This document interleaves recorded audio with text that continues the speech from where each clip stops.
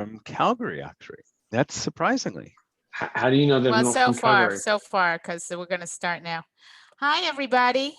My name is Rachel Berger, and I am delighted to be with you. I work at Nefesh B'Nefesh, and I am the VP for Employment. And welcome to this evening's Tech Ops, where we're going to discuss your first job in tech, in SDR, or your first job in tech, breaking into Israel's very, very exciting tech market. I am super duper excited about tonight's panelists.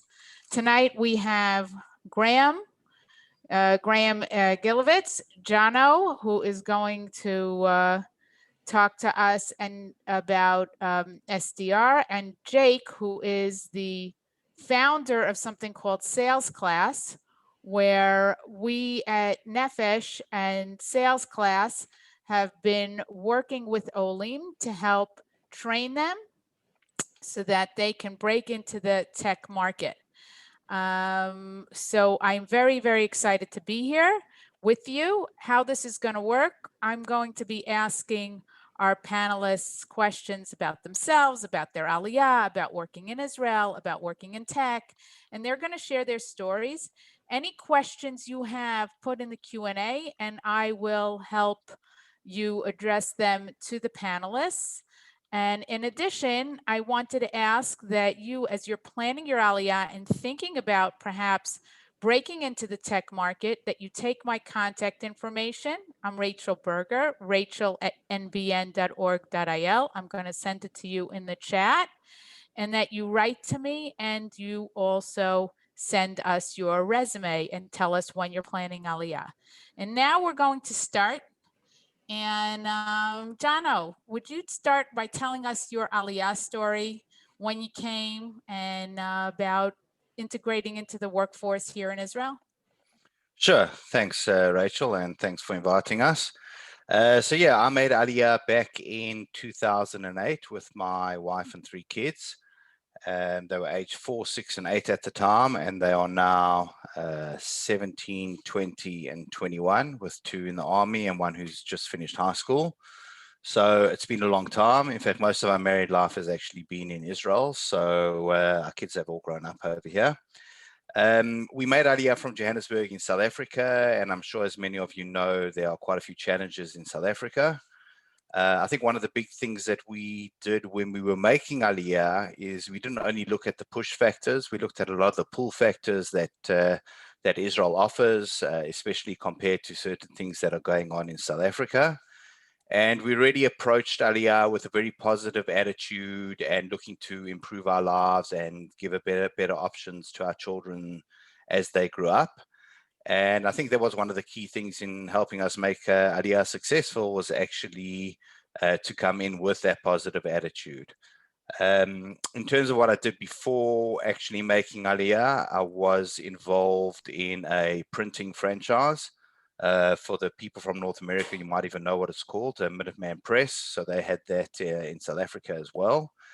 And, you know, when I made aliyah, I got involved in 1 or 2 different jobs and try to start 1 or 2 of my own businesses, and things didn't, you know, there were some ups and downs. Some of them went quite well, some of them didn't go so well, but eventually, you know, I had to look at getting into a job.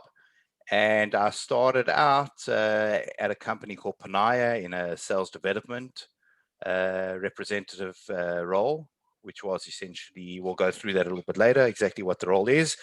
And that was about 9 years ago. And since then, I've been through a couple of different high-tech companies and worked in a couple of different roles. And now I am in management at Amazon, which bought the previous company that I was working at, and I run sales operations for Amazon division. My wife I just have to tell everybody, that is super cool. I want you to realize that Jono made aliyah. Yeah, I want him to get me a new job. Shh, don't tell Jake that. And he's now got a management role at Amazon. Okay, so this can be you. Go ahead. I'm sorry. Yeah, thanks, Rachel. So yeah, it's been 9 years since I started actually working as a job on a job. The first interview I ever went for in my life was actually in Israel. Before making aliyah, I worked in all my own businesses or family businesses. So that in itself was quite a nerve-wracking experience. And also the first job that I took was literally at the bottom of the ladder in the sales organizations, which was working Asia Pacific hours.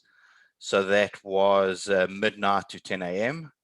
And I did that for almost a year and a half as I learned the ropes and learned exactly how high-tech companies actually operate in Israel.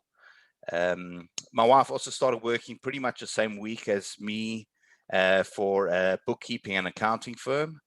And surprisingly enough, she's still doing the same job she started at. And I think I'm at my 7th high-tech company now.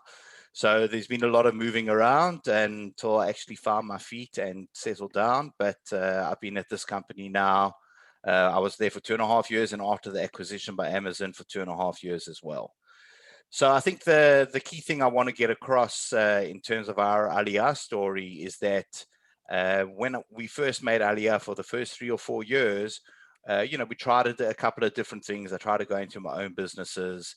It was a little bit up and down, and eventually I actually got myself into the workforce, into the high-tech industry.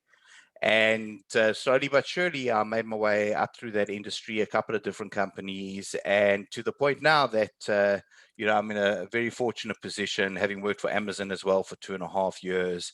And, that first job that I took really was the foundation for all the jobs after that, and for the ability to pretty much go to any company in Israel with my CV that I have now. And the jobs are there's hundreds of jobs available for my experience.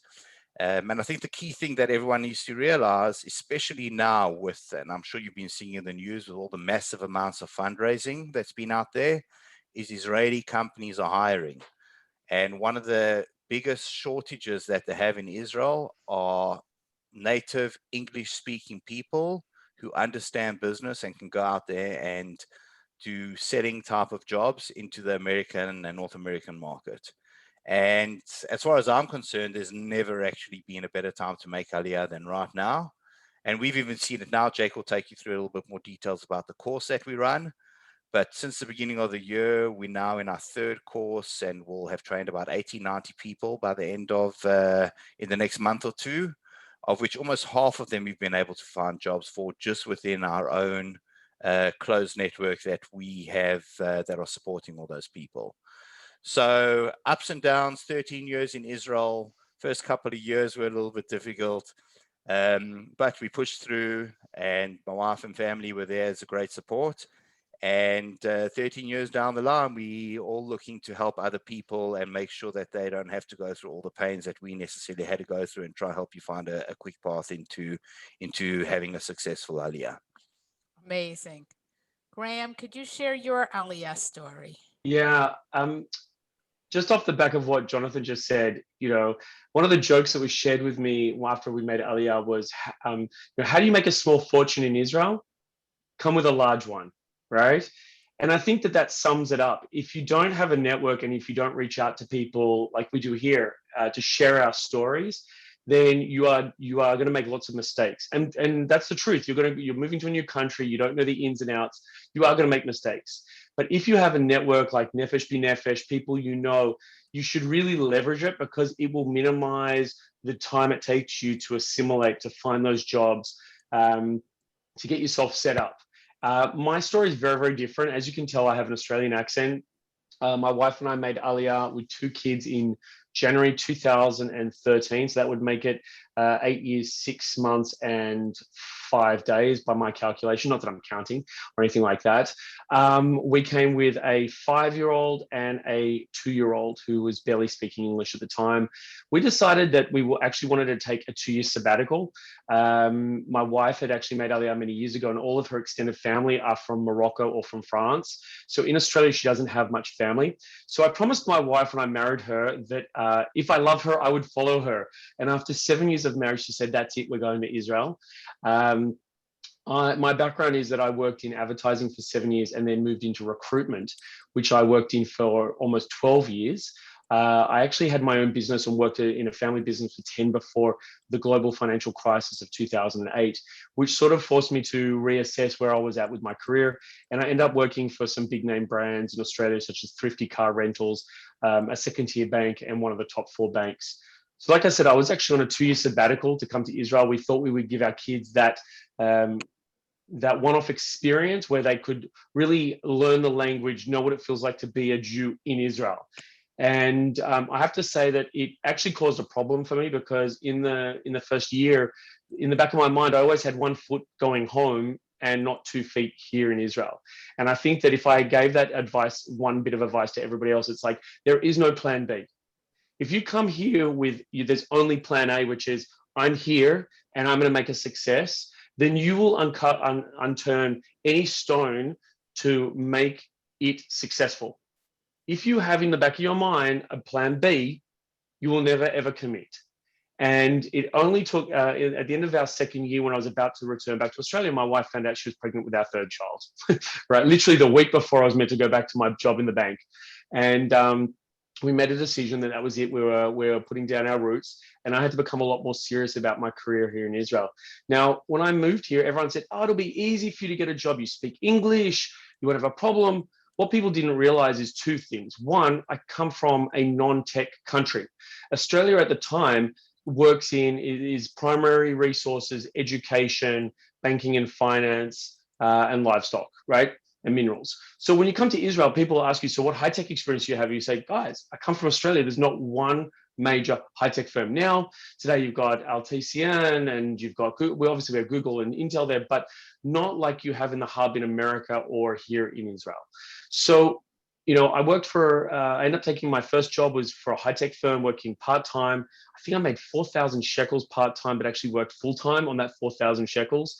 It was a crappy job, but I learned so much by doing it. And it was more for me to get my foot in the market and to try something. I told my wife, this company's going to go nowhere. And 18 months ago, they got sold for $13 million. They were completely bootstrapped, which means that they were privately funded. They were never with an equity, and they sold for 13 million. So congratulations to them. But it gave me, that one experience gave me an eye-opener to what high-tech meant and what it was. And I gave up my career in recruitment because the market here is just so small. Just to give you an idea, at the time, I think Teva was the largest employer in Israel of 12,000 employees. And I was working for a bank of almost 50,000 employees, right? So for me, I'd go to interviews and people would look at me and I could see their eyes go, this guy should be my boss, not working underneath me. And I would walk out and I knew I would be rejected. I'd go to jobs in marketing, which I used to work in before that, and they would ask me questions and I knew that they were just laughing behind my back. So it's like, where is my skill set that I can morph it into something that will fit into Israel? And then when I started looking at high-tech sales, I thought, wow, this actually suits me. I never thought of myself as a salesperson, but I realized I have that skill set. I just didn't identify with it. And that's what I think everybody needs to do, is identify what you can bring and what you can help you get into the market as quickly as possible. So fast tracking that, I ended up getting a job because of my crappy 4,000 shekels a month job. I ended up working for a company that was making $20 million a year called Jakarta. We'd been around for about 24 years when I joined them. I started off as just an individual contributor, as an SDR. I didn't even know what an SDR was when I started. I just knew they were doing something like appointment setting. And I thought, you know what, this sounds a little bit like recruitment headhunting, which is what my firm was a specialist in and I was good at. So I thought, I'll give this a go. The first 2 weeks are absolutely horrible. I wanted to quit every day because it was holidays and there was nobody in the office. I was bored, but I stuck it out and I ended up being promoted 4 times and I was there for 5 years. So I went from being an individual contributor to the EMEA team leader to the interim divisional head globally to actually running the global head. So that was about a team of 10 people across America and here in Israel. And then 2.5 years ago, I decided I wanted to change. So I took a few months off and I looked around and lo and behold, I secured a job with Lydico, which is where I've been for almost 2.5 years now. But I think it comes down to a couple of key things that I learned is you've got to just be persistent. Don't take no. And leave your ego at the door. right? You know, I was used to walking around with suits and ties and French cufflinks, walking down Sydney Central CBD like I owned the joint. And you come to Israel and no one's wearing suits and ties. Most people wearing jeans and a t-shirt or a shirt, but you have to learn the game. And if you have a network of people who can help you and give you that insights, it will help you. Now, I didn't have a lot of that. Why? Because I didn't know that many people here in Israel. And second of all, I don't live in an Anglo hub, which is probably one of the defining things about why my story is different. I don't live in Renana, which is where everybody expected us to live, or Tel Aviv. We live in the south part of Netanya, which is where I have family in the north part. My wife has some close friends there. And we literally live in a neighborhood that there are next to no young English speakers. And we thought that would be great because then we would have to assimilate. We would only have to speak Hebrew and my kids would grow up around around non-English speakers, and that would be the biggest assimilation. Now, my wife got a job within her first 6 months, and she is amazing at languages. So she went in there 100%, did no English, learned everything in Hebrew, and it helped her. My slight background was that I worked from home in that $4,000 shekel job by myself, round the clock, working in English. And what it did was it actually isolated me and it prevented me from really working on my Hebrew. So since I went to Jakarta, I was one of only 2 native English speakers, and it allowed me the opportunity to practice my Hebrew. Everyone was more than happy to help me fix up my emails, not answer my emails, just fix the Hebrew in it, but it allowed me to elevate and assimilate. So we've been here almost 8.5 years. Sure, there are times when we wonder where we will go if we'll stay here. I think part of the beauty of working in high tech is 2 things. One is it gives you the opportunity to work in a really advanced, constantly evolving industry. And if you work in sales, you get usually the opportunity to do things that other people don't, like travel, right? So I love living in Israel, but at times I feel like I just need to leave. So you know what? Thanks to Jake in marketing, he sends me on trips at least once a quarter when there's no COVID. I get to attend events and have some time out of Israel. But it's funny, as soon as I get on the plane, it's usually when I start to decompress. And then about 48 hours later, I realize how much I miss Israel. But when I'm in Israel, sometimes I just don't appreciate how much I love it until you leave it. So that's my story. Thank you so much. Jake, I'd love you to share your story. And then I would really love it if you could pivot into why you founded Sales Class and what is Sales Class and what is it doing for people and how our listeners can perhaps participate in it. Great. So I'm going to be very light on who I am. It's not really that interesting. It's good to know that there are Canadians who came here as well, which is surprising because we weren't running away from anything. I mean, he was running away from wallabies and he was running away from that. Canadians didn't have to run at all. So we actually chose to be here. I guess the short of it is I wanted somewhere warm. My wife wanted somewhere Jewish. So I thought we were going to Florida. We ended up here. That's okay. All is good. And I want to tell you that this is the best place in the world. The best place in the world. It's the best place in the world because you're amongst your people. There's no such thing as Halloween. There's Purim. There's no such thing as, Christmas. It's Hanukkah. It's your people. You feel at home here. So there's so many reasons. And the reasons that are often given for not being here are work-wise. Now, there is family, which I'm not going to talk about because it is a challenge to be away from family. But work-wise, this is an opportunity, a land of opportunity unlike anything else. The job market here is as crazy as you can imagine. There is so much money coming here. Yes, you can be an entrepreneur here. Yes, you can be many things that you can be in any other country. Actually, I think that some of those things are a bit more challenging because, yes, there's language, there's new regulation. You don't have all your family network here.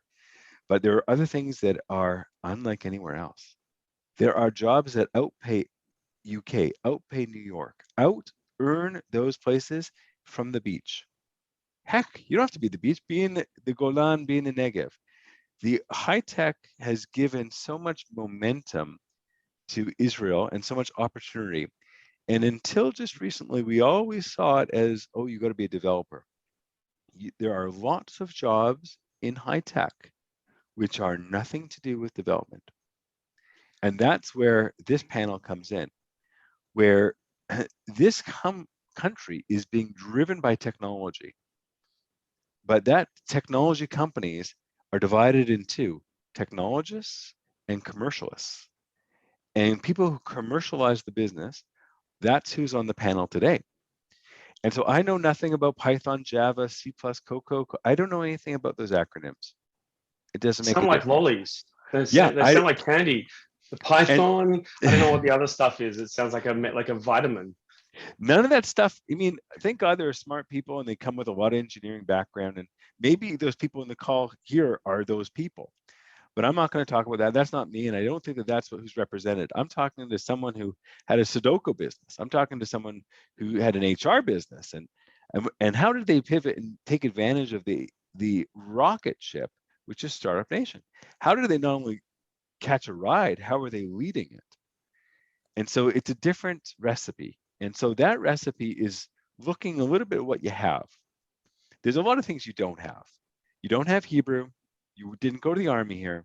There's a lot of things you don't, but I'm saying that this panel is about what you have. You have a network, you have a language. If you have a work ethic and attitude and an ability to learn, then you can make a huge impact, not just on your own career, but on Israel. You can lead businesses. You can lead a division of Amazon. You could build a company that 4 years ago did not exist and now employs 100 families. And that's in the sales. And so I don't know if anyone ever considers sales because they don't teach it in university. And so it's not fashionable. And so just to go into what my dear friends Jono and Graham and a few others who are not on the call did is about a year ago, we formed a class. It's a class, but I don't like saying class because it's not old school class, because the people who give it are really task oriented. It's taking people who've got work ethic, language, attitude, and are giving them a little bit of a skills brush up to get into technology sales. You don't have to know what bits and bytes are. You do know how to talk to people, value, use a telephone, email, LinkedIn. And those are the skills that are taught in something called Sales Class. Salesclass.co is a pro bono project put on by crazy friends who've dedicated hundreds of hours to the success of people who are just like you. But you know what? It's just like us, because it was me 20 years ago. It was Jono 9 years ago, Graham 7 years ago, and it's you tomorrow. And so what we are providing is an intense ice bath where we can give you what you need to know in order to be successful in sales. Now, not everyone's successful because you have to bring something to the table too. You have to bring an ethic. And working is not just going for coffee. So high tech you have to deliver. And sales has a responsibility because, heck, we've got investors who are putting billions of dollars into this. So we have to deliver on promises. But there's a formula. And Graham has built it, and Jono's built it, and Jake's built it. And so this course is a nominal symbolic fee, which is subsidized by Rachel Berger and Nefesh B'Nefesh, in order to help Olim, people who have already stepped forward, get skilled up, and in 6 weeks from starting, being in jobs. And it's a miracle to see people add a digit to their salary. I say that, but if you were earning, I'm doing the dollar equivalent, people move from $2,000 to $5,000 in 6 weeks. That's their monthly salary.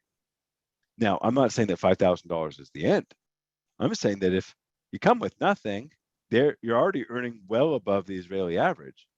And so sales has an opportunity. Typically, the salesperson is the highest paid person in the company. Now, I don't know how high is high. I don't know if you're ready for it.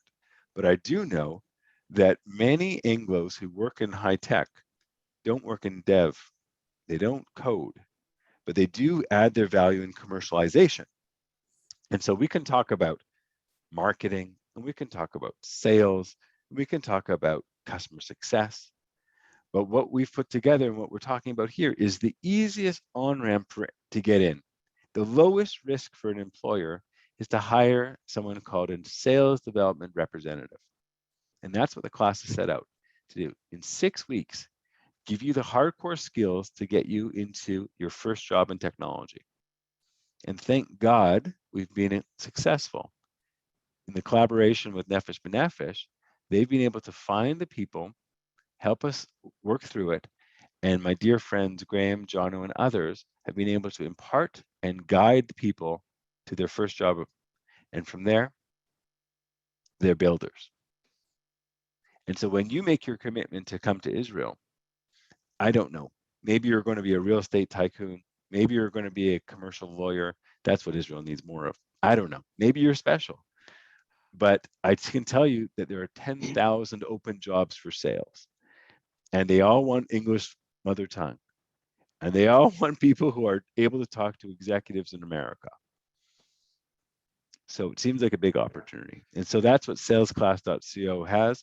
We're finishing our 3rd cohort now, actually starting in an hour and a half. Jono is teaching a course about cold calling. So Jono, thanks for double dipping tonight. And we're finishing the cohort. We're starting another one after the summer. And it's been a miracle. But if you think about coming to Israel, you should think about, firstly, you commit to Israel and Israel commit to you. You have an incredible network of Nefesh B'Nefesh and friends who've done just the same thing a few years before you who are wanting to help you. And one of the easiest places that you can help yourself is by taking a look at an area and seeing whether you got it, whether you can imagine yourself selling, because not every job exists in Israel. So I'll Jake, pause there. Can I just add to that? It's funny, some of the people, if I look at the people in my team here in Israel that I adopted when I started at Lydico, only one of them had experience in sales. None of them had sales experience. And that is what is unique, is that even through sales class, we've seen this. People, I think someone was running a improv class and somebody was doing something completely different who's a teacher.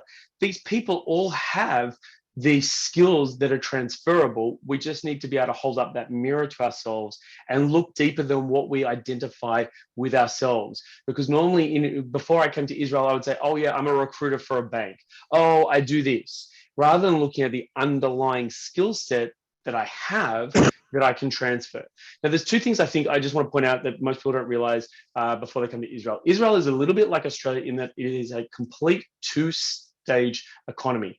In Australia, we have primary resources, all the rest, and then everything else. And that's what kept Australia out of a lot of the recessions. Here in Israel, you have high tech and you have local market employment. If you're not working in high tech, you're working inside of Israel, and the average salary is a lot lower. The benefits are a lot lower, and it's not as dynamic. So when you get into high tech, you're in this subset of the culture that's driving the success of the entire economy. And it's a really unique place to be. The second thing I want to tell you is a conversation I had with my general manager at Jakarta, I think after a year, when I told him that I'd come second for a role to run recruitment for Teva in Israel. I was very, very disappointed. He said, Graham, I have to tell you the truth. Everyone wants a seat at the table, but there's only 2 ways to get in Israel. You either run in tech or you're in sales. Well, I know nothing about tech, but I can do sales. And I think most people today don't realize that they sell to their wives. Honey, I'll take out the garbage later. Is that okay? All right, to sell to my friends. Listen, I'll buy the beers on the next round. I sell to my kids. I love you, but can we do that a little bit later? So we just have to learn how to flip that skill set, and anybody can be part of the high-tech community. You just have to leave your ego at the door, which is, all right, I was this role in America. I was in this role in Canada. Come and invest in yourself, and you'll see very quickly the dividends. A lot of people expect to come straight in as a manager or come in straight to sales. But if you start as an SDR, I think I posted about this a couple of weeks ago, an SDR is an entry point into high tech for a lot of people, but the role itself does not necessarily have to be an entry point. And if you look at it in that way, you can actually see this as a very good investment into your stepping stone into a career that can last the rest of your life. You just have to change your mindset. I want to build on that I think it's a way into, 1, the growth engine of Israel, and 2, you'll have enough network and you'll know how to be an entrepreneur in Israel. 100%. Because you will have a lay of the land. If you come and you're an outsider looking for that commercial real estate job, you're not in the growth engine and you're not learning the best practices. But if you get in and see and learn and perform, you'll have opportunities both within the industry and then you'll be a builder. There's lots of opportunities in Israel for doctors and everything. I can't talk about all those things, but I can say that there are billions of dollars saying, grow this. And what's the role of the Ole? It's on the front. It's not only coding. You have a special role on the front. And you can be, I think John was at least 18 when he moved into it. And Graham, you were at least 19 when you moved it. You weren't. I came to Israel times two. So there you have it. So it's actually a performance. Sales is a performance job where it's meritocracy. That if you perform, who cares? If you're doing it in your bathing suit, who cares? Who cares how old you are? If you're getting it done, no one cares. Whereas and that's the same. And if it's better to employ someone here and you can sell into Spain and you can sell into France, and you can sell into, Utah and New York from Israel, all the better. Everyone wants to keep it here. So everyone wants the job to be here. We are missing thousands of talent. Yeah, 100%. And the great thing, Jake, is if you think about the last 18 months because of COVID, a lot of companies require people to come to an office, which was not physically possible. So for all the people who are working in high tech, we are already remote.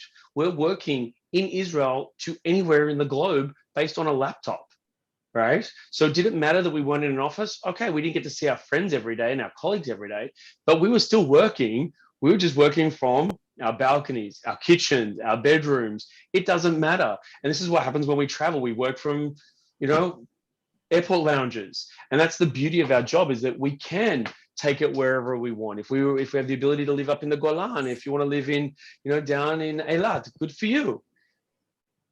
It's all based on a laptop. Yep. Can we address? Go ahead. I'm sorry, Jonah.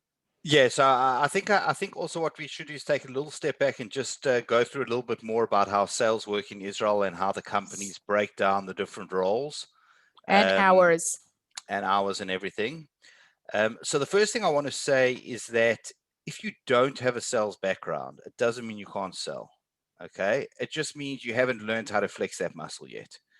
And from what I've seen, especially from the people who've come through our courses, is that once we show them how it's done and the way that the high-tech companies operate in Israel, you all of a sudden realize you have a whole bunch of skills that are underlying that you never really knew that you had before, because you've never had the opportunity of actually using them.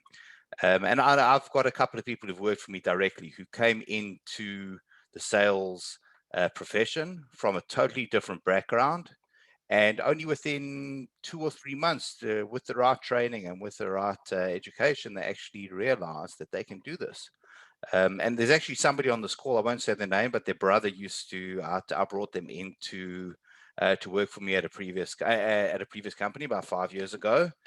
And he is also now, he came in from as an insurance or private equity type of guy, and no experience whatsoever in technology. Didn't even know the right terminology. And within 3 to 6 months, we had him up and running as a sales development rep. And right now he's running enterprise sales for Amazon in Israel for a specific product. So let me go take you through a bit of the background over here. So in terms of how high tech works in Israel, is that everything is pretty much compartmentalized. So it's more like a production line than an actual like you'll see in like a Wolf of Wall Street or that type of movie where you have a bunch of people sitting on phones trying to do deals and stuff like that. It doesn't really work like that over here. What the high-tech companies have done is they've broken down the entire sales process into consumable parts, and they've trained up experts and created specific expertise at certain areas along that production line. So let me give you, for example, the typical business cycle, if you're looking for new customers, is number one, you'll look for new customers, you'll do some advertising, you'll get some people coming in to have a look and see what it is that you do. If there's some interest, you'll put a salesperson onto them, you'll try sell. If you can sell, or if you have to bring in additional resources, you'll try to do that. And eventually you'll do a sale and bring on a new customer. What the high-tech industry in Israel has done is made each of those areas a complete speciality. So for example, you have marketing teams that all they do is specialize in bringing in leads. And within the marketing teams, you'll have, for example, a social media expert, and all they do is social media to bring in leads from social media. You'll have other experts who all they do is focus on conferences and events, and they bring in people from the conferences and events. So there's this whole pool of marketing leads that come into the system, okay? And what you do then is that you need to have people to look at these leads to see which are the good ones, who are the ones we want to be doing business with, and based on that, reaching out to them to see if we can do business with them. And that is what is called the sales development rep. So what sales development reps do is they either get leads from marketing, or they do outbound, where they actually look for leads, and they qualify those leads to see if they are the right type of person to do business with. So I'll give you an example from my personal perspective. I work for the division of Amazon that does disaster recovery, and we are always looking for customers who need disaster recovery for their IT systems. So when people come to look at our product or come to our website or reach out to us, we want to see that these people have the capacity, number one, to buy what it is that we sell. And number two, we want to make sure that they have the proper need for what it is that we sell. And that position is called the sales development rep. When we go out and we see all these leads, we qualify that they are the right type of people who we want to do business with. We learn to have proper conversations with senior business executives, and Graham and Jake will tell you, we can speak to people who have 50,000 people on their team. You're speaking to a company like AT&T or Walmart or whoever it is. We teach you how to have conversations with executive level people and how to talk the talk and the language that these people understand in order to be able to see whether it's possible to do business. So that is the sales development rep, is we qualify, and if we see that this is somebody who we can do business, we then take it and hand it over to the next step of the production line, which is the salesperson, otherwise known as the account executive. And what we focus on in our course is on that sales development rep position, which is in huge demand. Okay, and literally hundreds and hundreds of open positions, and not only do you get the experience of understanding how you would work, and what I'm going to do now quickly is just share on my screen the agenda that we have. Give me a second. I hope I've shared the right screen. Jake, can't hear you. Yep. Is that Yeah, you've got it. You've got it with the dates. Okay. So as you can see over here, just the different topics is that we give a quick intro to the course. We go through how you handle leads. Okay. So how you search for them, how you find them, how you qualify them. Okay. You want to start doing business with Walmart. If I said to you, start doing business with Walmart, you wouldn't even know where to start. So we teach you how to find the right people, how to identify who are the teams of people that would be interested, and how to actually reach out to them. We teach you how to get into the right mindset and how to do cadences. How do you reach out to people? You can't just phone them nowadays or just send an email and hope that they'll do it. So we teach you how to structure a multi-step process for reaching out to these people on multiple different channels to get the maximum chances of them responding to you. Okay. We go through the messaging, and we actually do one-on-one assignments. So everybody submits homework. You get people in the industry. Omri runs sales development for a company called SimilarWeb that just listed on in the US for about $5 billion or something like that. So it's not that you just have a couple of guys who are do this as a side thing. You have people who are running teams that actually deliver tens of millions of dollars worth of pipeline and sales to companies. So you're getting it right from the horse's mouth from people who actually do it. We teach you how to structure your CV, how to improve your LinkedIn profile, how to do proper networking, how to meet up with the right people, get the right messages across so that you actually start building up a profile in Israel. And then we go right down to the actual nitty gritty of showing you how to make a telephone call, the type of conversation that you had, how you guide a person to give you information that they don't want to necessarily give you by using clever techniques and strategies to actually have an intelligent and meaningful conversation. And then we do role play sessions, one which we're doing tonight, where we actually put all the students on the spot and we act as enterprise decision makers, where you call us and we actually treat you like they would treat you on a call. You'll have people who slam the phone down on you, and you'll have people who'll be rude to you, and then you'll also have people with the right type of prodding will actually open up. And then we go all the way through to setting yourself what type of jobs you should be looking for, how you actually get recruited. And we've got Rachel who helps with the recruitment. We've got somebody else on the team as well, a Guy Hilton, who will help you find positions.